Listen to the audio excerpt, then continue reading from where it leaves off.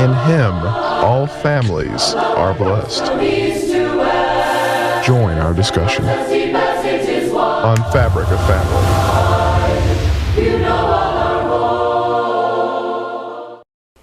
I've got a great program for us today lined up. Hope that you'll stay around to watch. Hey, hallelujah. Hey, praise God Jehovah. Amen. Amen.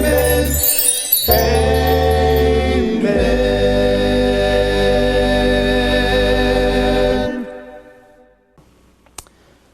Being a parent is tough business. Being a father of four, Christy and I have had our challenges with trying to raise our kids the right way, letting them know we care about them, and certainly helping them to have a strong faith. I've learned a lot of advice, I guess, through the years by faithful parents who have shared. And I guess some of the most important advice I have received is to spend time with your kids. I was recently watching with my kids a program. It's a reality singing show called The Voice. And the premise behind the show is that a performer comes out and tries to capture the attention of four judges, four instructors who will try to help them reach stardom, to have a good life of success. And I thought about that, and in a lot of ways, I guess that's exactly what our kids are doing. They're involved in so much, and really they're doing it for our attention. They're doing it to make us proud. They're doing it in a lot of ways to honor us. And I think the advice of just giving your kids time is important. Our kids are wanting us to turn our chairs around for them.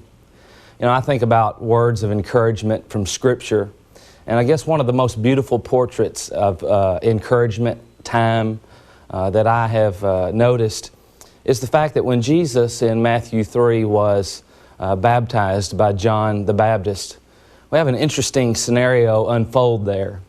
After he is immersed by John, you might remember there in John chapter 3, verse 17, that the heavens opened up. There it was, very audibly, beautifully, the Father telling His Son, I'm pleased in you.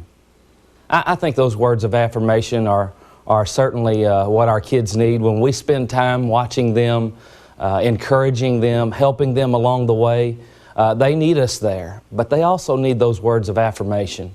They need to hear us say, hey, we're proud of you. And I hope that in some small way you learn as a parent that we're not going to be perfect. We're not always going to say the right thing and do the right thing, but we can always be there. And certainly we can be a cheerleader in their corner.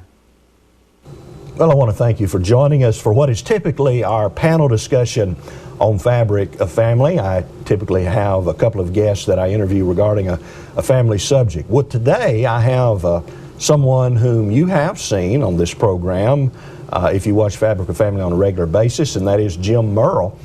Jim does one of our regular segments, Family Fortunes of Faith. Jim's good to finally have you here in this medium. To be able to talk about something that's very close to your heart and to your family's heart, and to those who love and appreciate you. And we're going to get in that in just a moment, but I do want to mention that you are one of the evangelists at the Ironton Church of Christ in Talladega, Alabama. You work along with another fine gospel preacher, Cliff Goodwin, who is involved in television programming as well.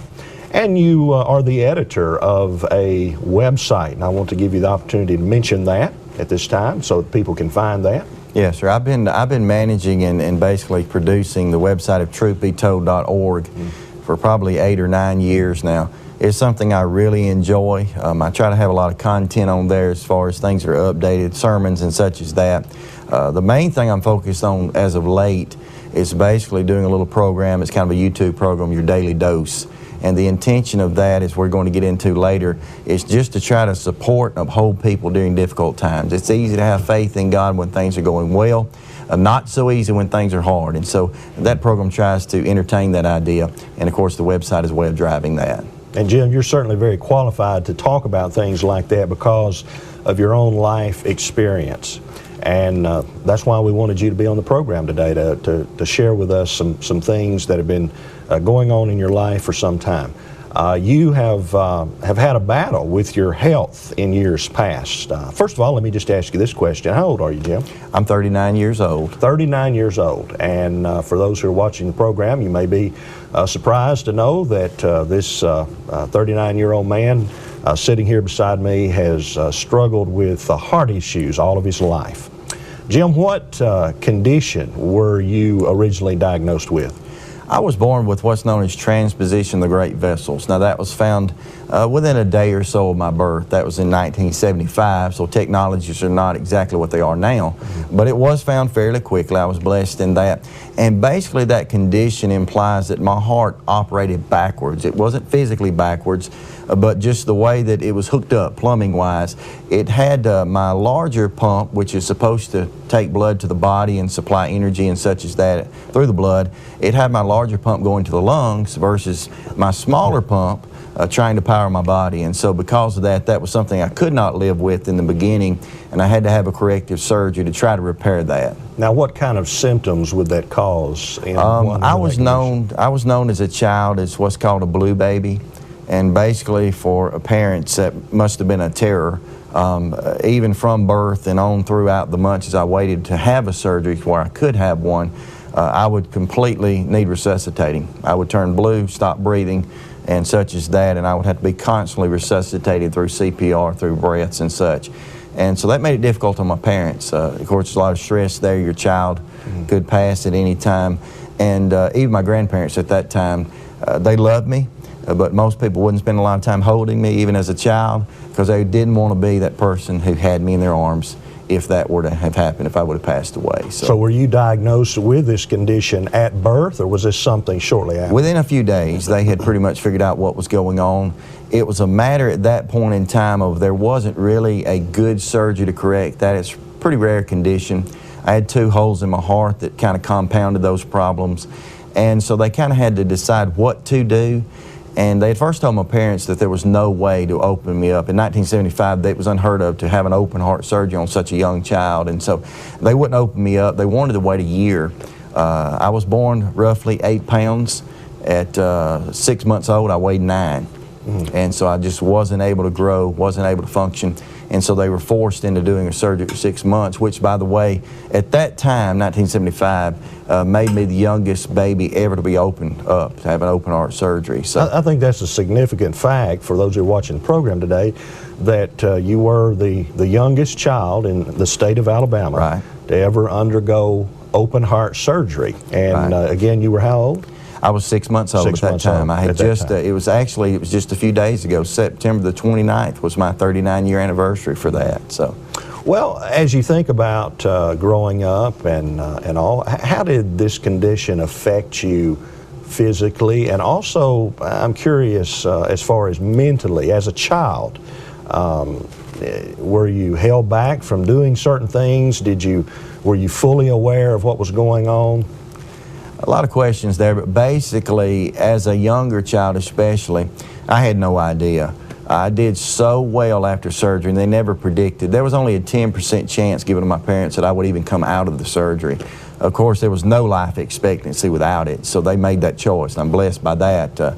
But as I came out of surgery and as I began to grow, I can't remember as a small child being very aware of it, other than knowing that I had very regular doctor appointments. I would go to these doctor visits. I knew something was special because when I would go to the cardiologist, of course I didn't understand that's who it was, but when I would go to the cardiologist, there wouldn't be 1 or 2 doctors in the room. I can remember at times they would move everything out of the exam room into conference rooms or different places because there would sometimes be 20 and 30 doctors stacked around the room, all trying to see what was going on, trying to understand.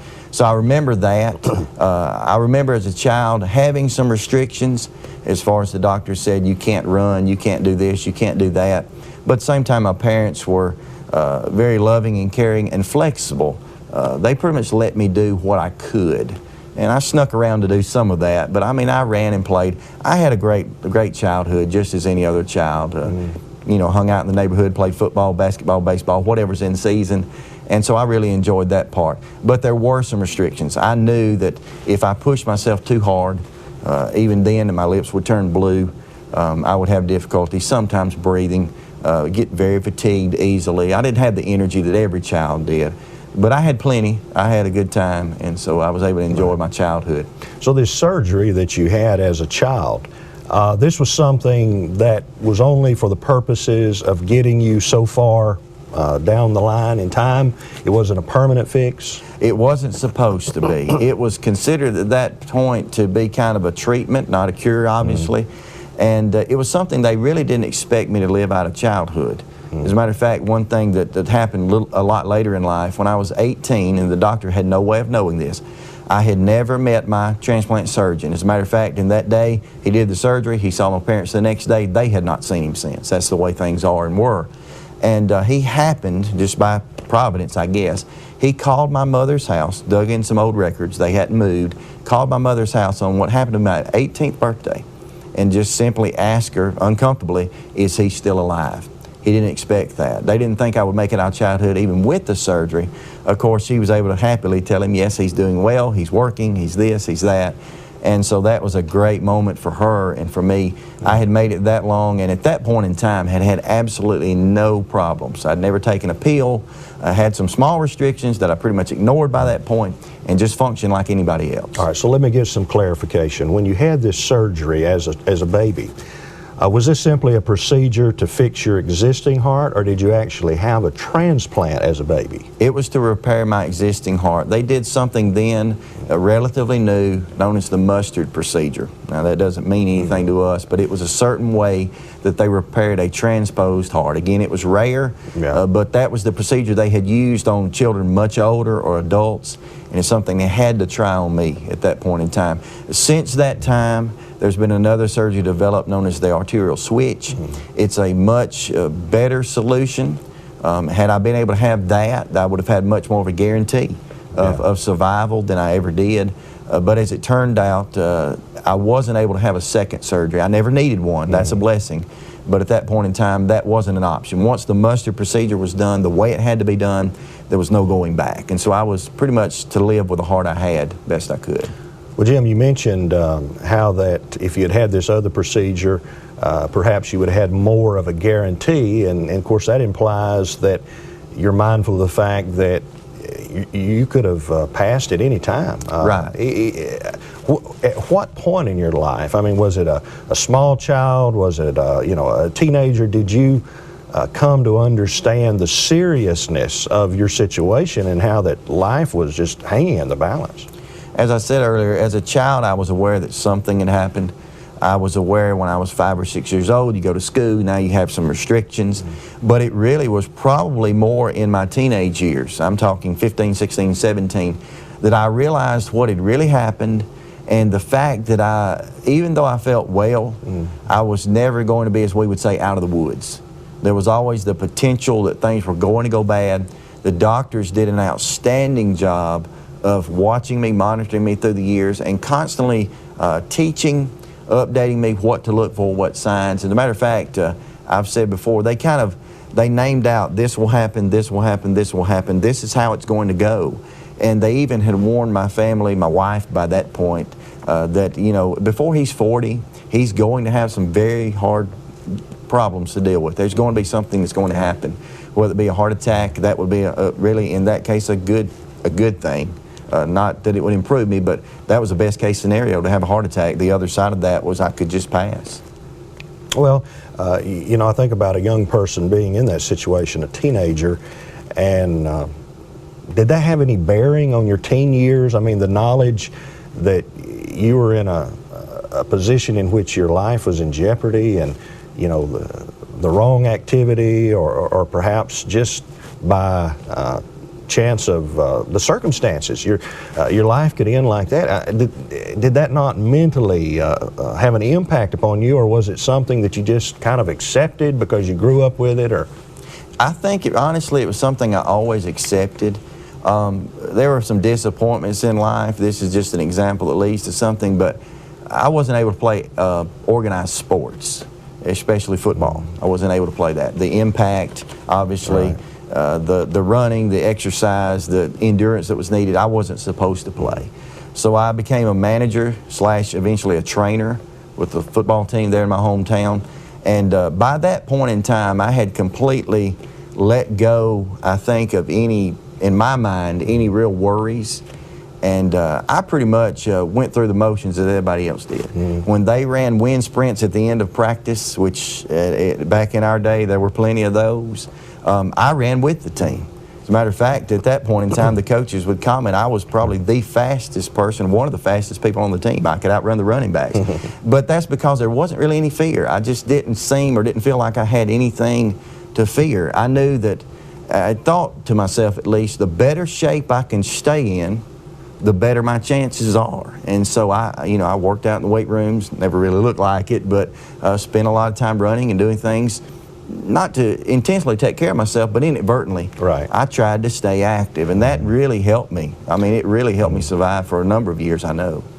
So what about your social life as a teenager? Did your condition have any effect upon that in any degree? For me, it wasn't really any different because being from a small town, 1,800 total population, and being that many of those people were cousins or whatever, you know how it goes, those people all knew my background. They all appreciated and knew what I was capable of doing. And sometimes, you know, I would actually, even then, I didn't realize it when I was going through it. But I feel like at times I had a lot of people who came to me who had other issues, other problems, whether it be physical or whatever, and they would come to me kind of as a source, you know, to say even then, as a teenager, you deal with this and here's how you deal with it, and I have my problem too. And so I think I was able to inadvertently reach out there, and that constantly helped me to keep a better attitude at least. And no one ever really, that I can remember, looked at me and thought I was broken. Yeah. And that was a big help. And that's one thing I've learned, that when someone is having health issues, or especially health issues, when you treat them as if they're broken, that's exactly what they're going to be.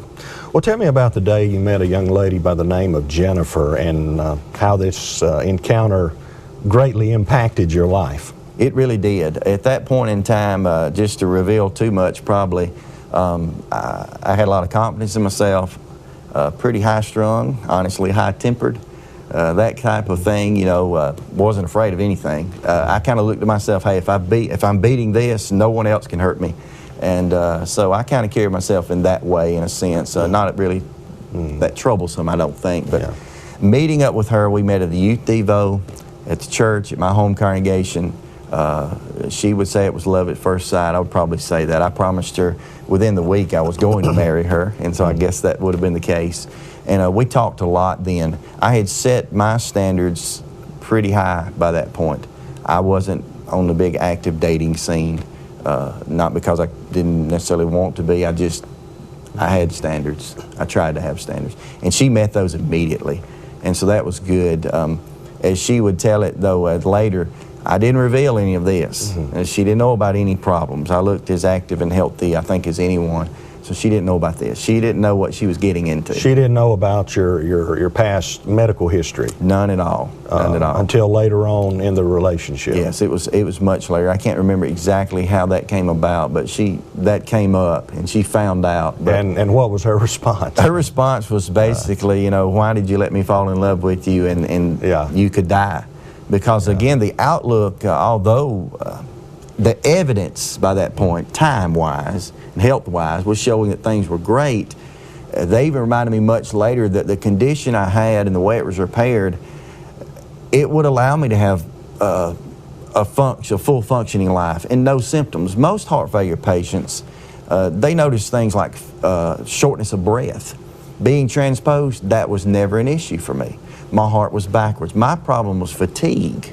Most heart failure patients, swelling, fluid retention. Not me. My fluid, my legs, my ankles, none of that was ever the case. And that was great in a way, and I continue to function even more than ever at times. But they always said, you know, that's bad because you guys, as they referred to me, you tend to take the turns for the worst.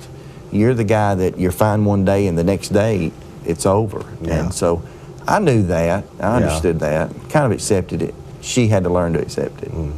And just to kind of go forward in time just a bit, the relationship with Jennifer grew stronger and stronger, and Right. that brought you to the point of where you two decided that you wanted to be married. Right. We married in '97. We'd been dating about 3 years, been engaged for a year of that. At that time, I worked at a job. I loved building cabinets. I've been building cabinets since I was 14 years old. I love working with my hands. I was in supervision at a cabinet plant. Made really good money, but I worked a lot of hours. 60, 70 hours was not far-fetched. I was kind of the Forrest Gump of the place. I ran everywhere I went just to do it. I was still able to do that and functioned at a very high level at that point. And so, you know, because of that, we had kind of gotten to a point that things were just normal. This is just the way things are. He's fine. And so, you know, as we go through, it's always in the back of your mind, especially for her, that this is potential, but it didn't seem real. And Things were going life too well. progressed on. You were working. You had children. Yes, my daughter Juliana, at the time that I fell ill, was roughly 4. And so my son, by that point in time, he was very young by the time anything really came up. But nonetheless, what I've always said about that, my daughter knew me when I was still running, playing, rolling around in the floor. My son, by that point, never got to know that. Yeah. By the time he was old enough to know what was going on, I was sick. Yeah. 16, 18 hours a day sleeping was typical. No energy was this life. So at this point, are you able to work at all? You said you had to sleep a lot, rest a Yes, lot. I had several years before, around 2000 to 2001, had began to preach. And I'd been preaching on a very regular basis for about 3 years. And I mean by that, is filling pulpits week in and week out. Chosen to go to Memphis School of Preaching, did that, now come back and was preaching full time in Philadelphia, Mississippi. Well, what brought you down that path? I mean, what was it that made you decide, you know, this is what I want to do? I want to preach. I want to be a preacher of the gospel. It was later for me. My brother's a preacher. My dad is an elder and such, and preachers go back in our family for about 5 generations, elders the same. And so it was almost a logical, typical thing to do, but it was never something that I was asked to do or you know, expected to do or anything like that. It's something I just kind of began to do. I had been teaching a teenage Bible class. I had tried my hand at song leading prayers, and eventually I finally said one day, you know what, I've done everything but preach. Yeah. I'm going to do that today. And I did that. I felt pretty good about it and moved from there. And so you're preaching, I assume in Mississippi, Right. For a period of time. But there was a day that I know is pretty significant to you because of some things that occurred on this occasion. It was September the 30th, 2006. Tell us about that day. That day was an eye-opening day. Again, for that period of time, 30 some odd years, 30 plus years, no problems, no pills, you know, things were what they were. Just going harder than anybody. Even as a preacher, I've always said, I continue to stand by this, if I would put 70 hours to building cabinets, I would put 70 hours into preaching. God doesn't deserve any less. And so that's how I was functioning in Philadelphia. Wide open all the time.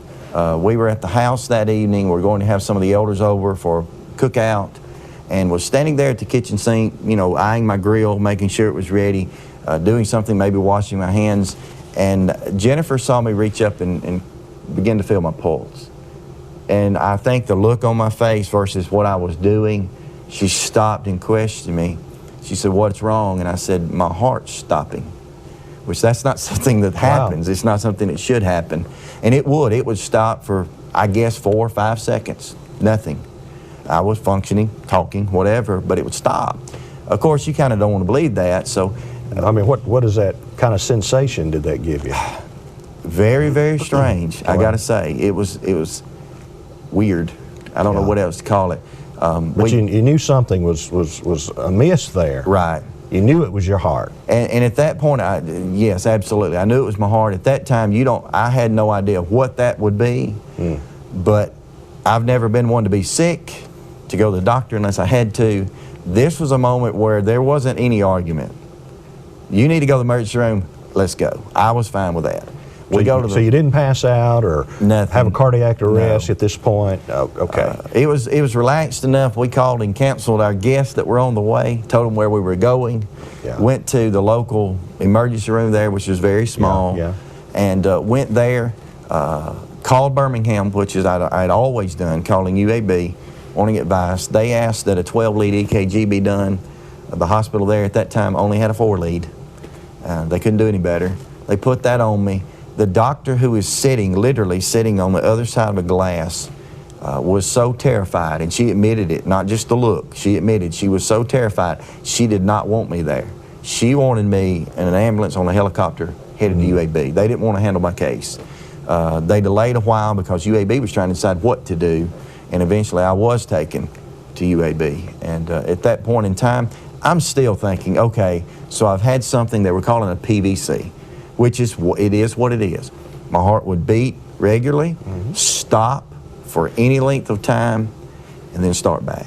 One of my elders immediately came to the hospital, and he stayed back with me maybe 5 minutes, and he kept looking at the monitor with this terrible look on his face, and he finally said, I can't watch this. He couldn't watch me flatline and talk to him. It was just so strange. He left the room. He went back out.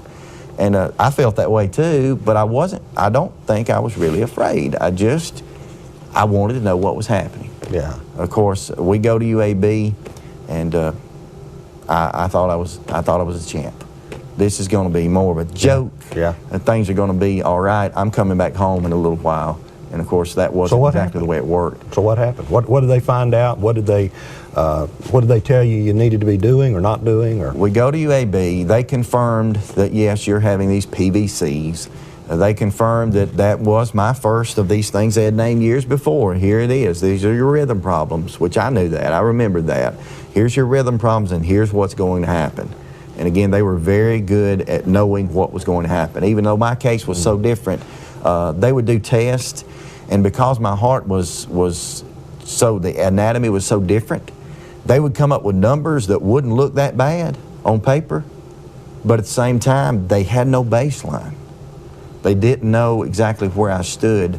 And well, they questioned me at UAB. We should not have done it probably, but my wife drove me from 3.5 hours from Mississippi to UAB that night. I didn't choose the ambulance because I wanted the children to be able to go. And they asked me, I walked to the floor, admitted myself basically, and they asked me after they had done some tests, they said, how in the world did you get in here? Well, I walked. We don't believe that. We don't know how that's possible. But that again, that was my symptoms. That's what I was able to do. Well, that's all the time that we have today. Next week, as you know, we're going to continue our discussion with Jim. How do you describe a love that goes from east to west and runs as deep as inches wide? You know all our hopes, Lord, you know all our fears. Let's make the most of a minute. Speech on, lock rotation, switch button selected, screen recording button. In his book entitled The End of Man, John B. Whitehead makes a tragic statement regarding truth. He said, at the beginning of the 1920s, the belief began to circulate for the first time at a popular level that there were no longer any absolutes. The idea of no absolutes is simply that we cannot know or affirm that anything is absolutely right or absolutely wrong. The tragedy of this mind-poisoning theory is that it leaves men and women bewildered about how to please their God and how to relieve themselves of the guilt of their sins. Listen, the Bible is absolute truth. You can count on it. And it affirms in John 8 and verse 32 that we can know the truth, and the truth will make us free. Now that is absolute. I'm Glenn Colley from the Church of Christ, hoping you make the most of your minutes. Hello, I'm Jim. Lock rotation selected, screen lock camera button, screen mirror, skin code, screen camera, timer, flash selected, brightness 20 selected, bright mute selected, lock rotation, next track button, selected, screen recording button.